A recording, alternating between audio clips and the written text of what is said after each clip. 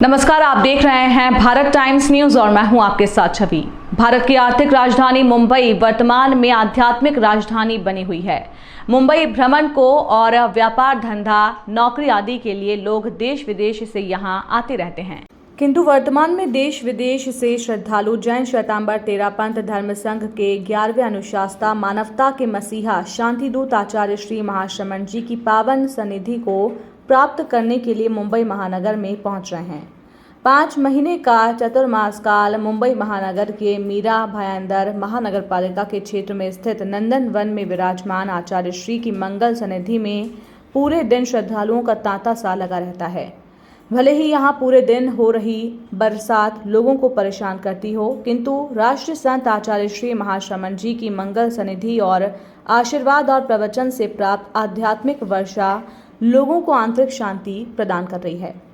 अमृतवाणी का श्रवण करने पहुंचे श्रद्धालुओं को शांति दूत आचार्य श्री महाश्रमण जी ने अपनी अमृतवाणी का रसपान कराते हुए कहा कि भगवती सूत्र में बताया गया है कि आत्मा में अवबोध बोध होता है।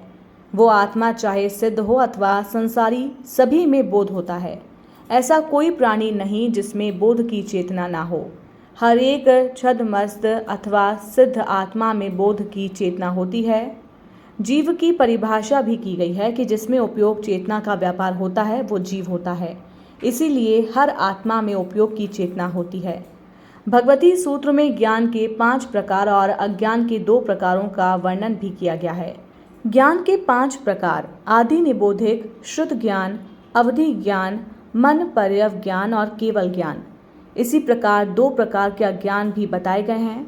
ज्ञान का अभाव अज्ञान और मिथ्या दृष्टि का बोध रूपी अज्ञान। ये ज्ञान और अज्ञान के संदर्भ की चर्चा करते हुए बताया गया कि ज्ञानावरणीय कर्म ज्ञान रूपी पट पर पड़े मिट्टी के आवरण के समान है।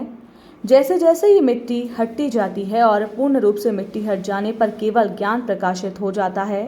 एक बार केवल ज्ञान हो जाए तो उस पर दोबारा ज्ञानावरणीय कर्म की मिट्टी आ ही नहीं सकती, किंतु केवल ज्ञान की प्राप्ति के लिए वीतरागता की परम आवश्यकता होती है। वीतरागता की प्राप्ति के बाद ही केवल ज्ञान की प्राप्ति हो सकती है। अज्ञान और मोह का क्षय होने पर ही सर्व ज्ञान अर्थात केवल ज्ञान की प्राप्ति हो सकती है।